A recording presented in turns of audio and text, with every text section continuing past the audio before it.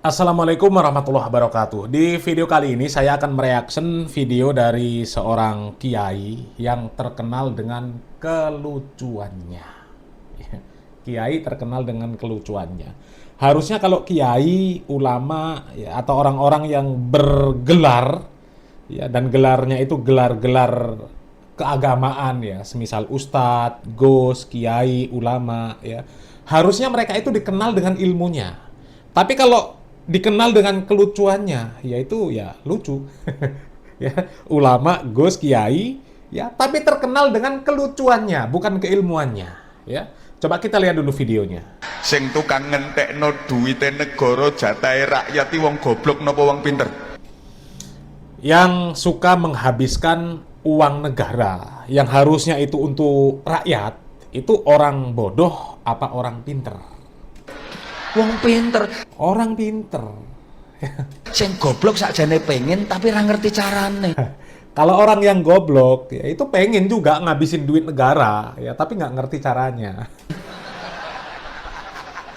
Ketawa kan? Ya, pokoknya ketawa. Ceramah mereka tuh yang penting tertawa, yang penting lucu. Kalau ilmu, ya nanti dulu lah, belakangan. Yang penting lucu. Kalau lucu besok diundang lagi. Sing uripe bingung nih wong akeh, wong goblok napa wong pinter? Wong pinter. Nah, yang hidupnya membingungkan orang banyak, itu orang goblok apa orang pinter? Orang pinter katanya. Wong goblok ora iso bingungno wong, soalnya ndekne wis bingungi karepe dhewe. Kalau orang goblok nggak bisa membingungkan orang karena dia sudah bingung karepnya sendiri, ya. Dia sudah bingung sendiri gitu loh. Ya namanya orang goblok. Wong pinter nek ora bener niku keblinger dan berpotensi ngentekno bekakas. Nah, jadi kalau orang pinter, kalau nggak bener itu bahaya, ya.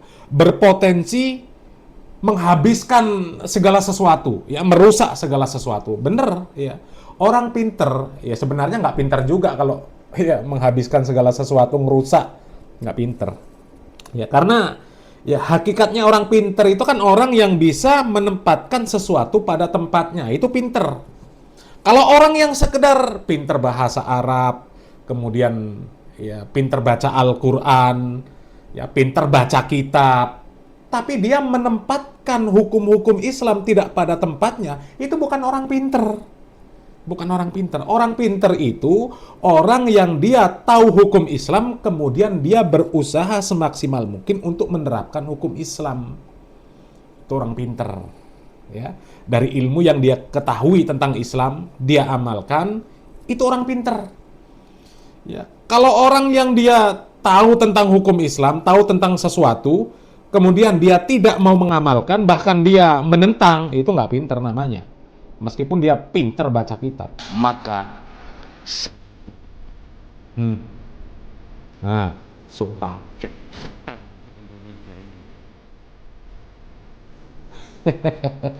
Pinter kan? Yang penting lucu dulu, lucu dulu. yang merusak laut di Indonesia juga bukan anjing laut. Lu Yang merusak hutan itu bukan monyet.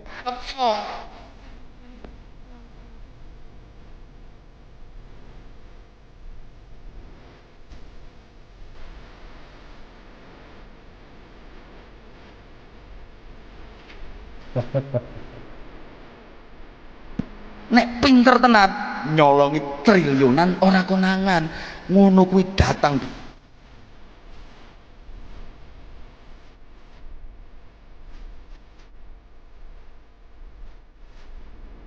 Saya nggak akan bantah apa yang disampaikan oleh Pak Kiai tersebut, karena memang faktanya seperti itu. Yang merusak hutan itu, ya, bukan monyet.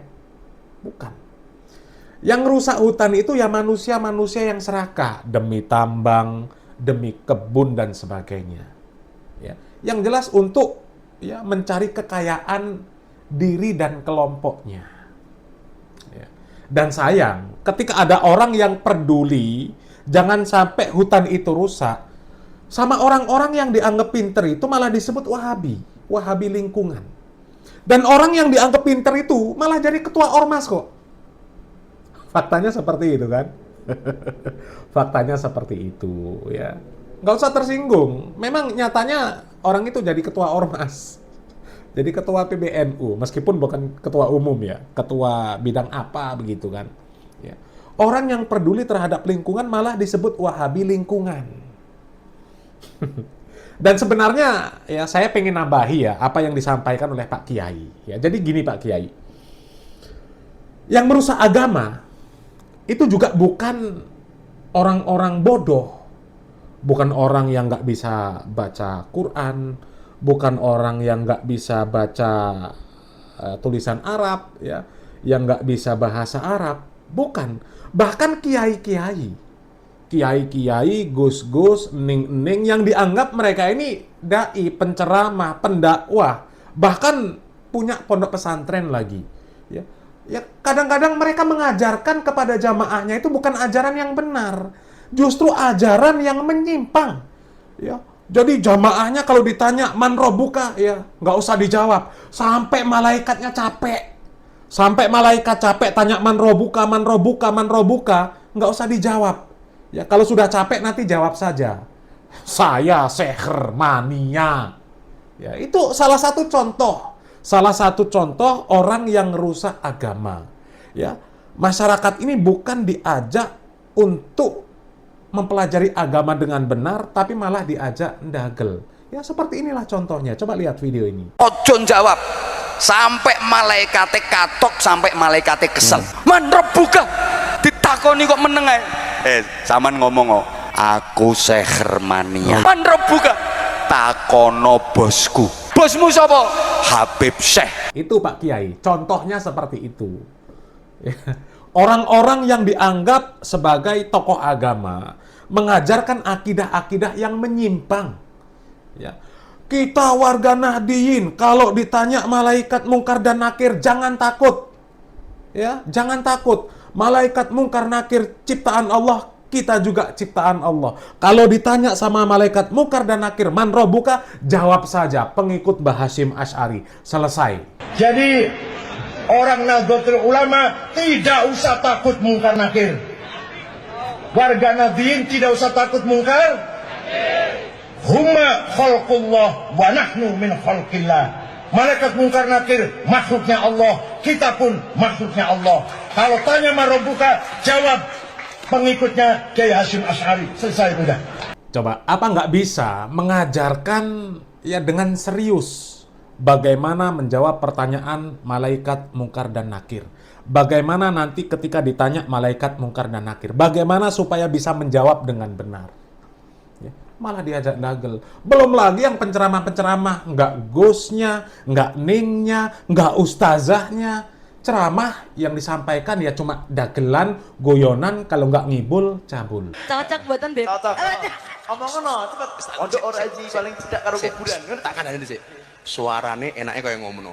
Apa meneh desahane iya. Ayo, Mbak. Kula polos lho, Gus. Oh, alah rupamu kaya ngono polos. Api. Tapi santai, dia enggak, dia emang polos. Cowok itu memang suka dengan cewek yang polos, baik polos pikirannya maupun polos busananya. Iya, lah bener. Nasi uduk ikan tongkol meripate ngantuk sekelan kunci.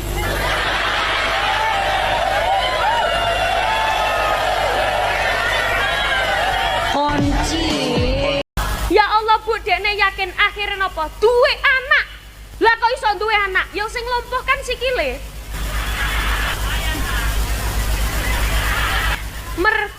Bahaya. Goblok. Belum lagi majelis yang katanya mengajak kaum muslimin untuk bersolawat kepada Nabi. Tapi isinya jogetan laki-laki perempuan campur baur.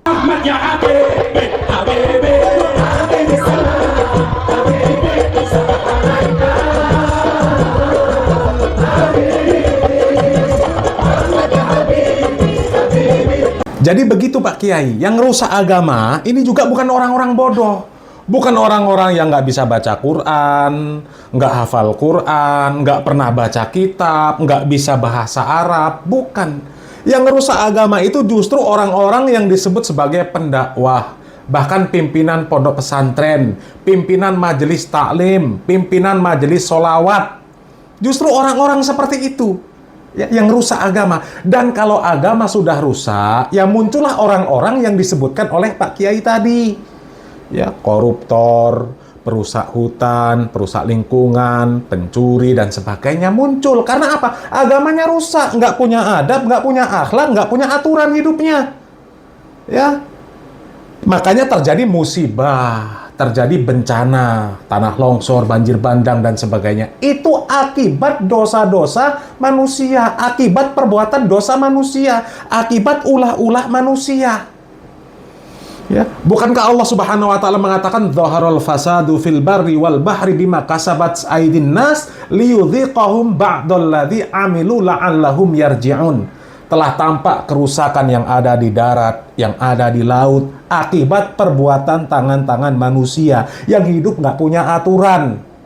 Ya, kemudian Allah timpakan musibah supaya mereka kembali, supaya kalau majelisan yang benar, ngaji ya ngaji, solawat ya solawat, ceramah yang benar. Ya, kalau ceramahnya benar akan menumbuhkan adab akhlak yang benar, amalnya juga benar. Ya, kalau adab akhlaknya sudah benar, amaliyahnya benar, maka Allah Subhanahu wa taala sudah memberikan janji, walau anna ahlal qura amanu wattaqau la fatahna alaihim barakatim minas sama'i wal ard walakin kadzabu fa akhadnahum bima kanu yaksibun. Kalau sudah penduduk negeri itu beriman dan bertakwa dengan benar, Allah Subhanahu wa taala akan membukakan pintu-pintu keberkahan yang ada di langit dan di bumi. Tapi sebaliknya, kalau kufur, Allah Subhanahu wa taala akan memberikan azab. Dan ya banyak ayat Allah Subhanahu wa taala mengatakan bahwa musibah, bencana itu datang atau menimpa kita itu akibat dosa-dosa kita. Ya, akibatnya seperti itu tadi, agama dirusak. Ya. Ya, kalau kita melihat majelis-majelis para ulama terdahulu, yang namanya majelis ya majelis ilmu ya mempelajari ilmu. Ya, bukan nggak boleh bercanda. Kalau bercanda itu bumbu sedikit saja, bukan jadi hal yang pokok. Yang penting ceramahnya lucu. Ya, kalau lucu itu cuma bumbu, nggak ada masalah. Ya, yang namanya bumbu itu sedikit, nggak akan mungkin yang namanya kita ngasih bumbu di makanan lebih banyak bumbunya daripada makanannya. Ya, dan nggak mungkin juga kita makan bumbunya, makanannya nggak dimakan. Kita masak daging 1 kilo, yang kita makan dagingnya. Yang jadi intinya itu dagingnya, bukan bumbunya. Ya, jadi seperti itu. Ya, jadi yang merusak agama ini ya para penceramah, dan penceramah-penceramah yang seperti itu ya harusnya ditertibkan. Jangan justru penceramah-penceramah yang seperti itu dibiarkan, dan kita lihat memang semakin banyak majelis-majelis yang katanya ya majelis ilmu, majelis sholawatan, ternyata isinya ya cuma nyanyi-nyanyi, jogetan, yang diumbar cuma syahwat. Ya, mudah-mudahan bermanfaat.